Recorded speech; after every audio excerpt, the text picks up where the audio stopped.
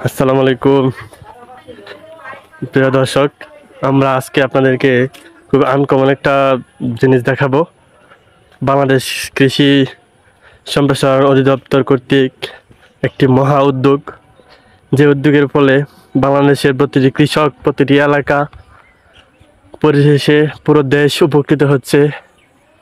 দেখুন, এটা কি মনে হয় আপনাদের? এত বড় একটা দেখেন, পলিথিন দ্বারা, উন্নত পলিথিন দ্বারা এটা তৈরি করা হয়েছে। এটা হচ্ছে কিশোরগঞ্জ করিমগঞ্জ উপজেলার একটি প্রজেক্ট, পলিনেট হাউস বলে এটাকে। আমরা কৃষক হানিফ ভাইয়ের এখানে আমরা আসছি।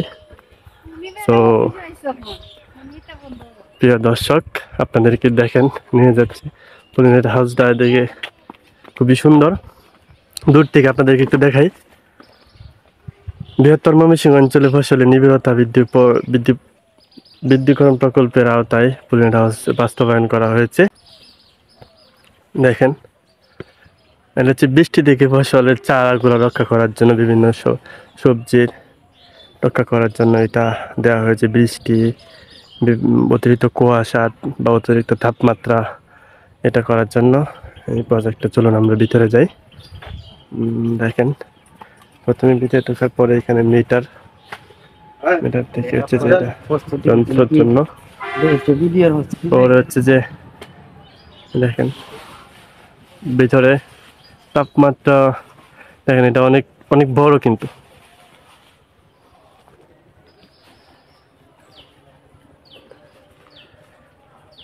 তাপমাত্রা নিয়ন্ত্রণের জন্য এটার ভিতরে হচ্ছে যে পানির ফোয়ারাগুলো আছে। দেখুন, ওই যে পানির ফোয়ারাগুলা, এগুলা দ্বারা হচ্ছে যে তাপমাত্রা যখন বেশি হয়ে যায় তখন যে পানি ছেড়ে যাওয়া হয়। তো দেখেন,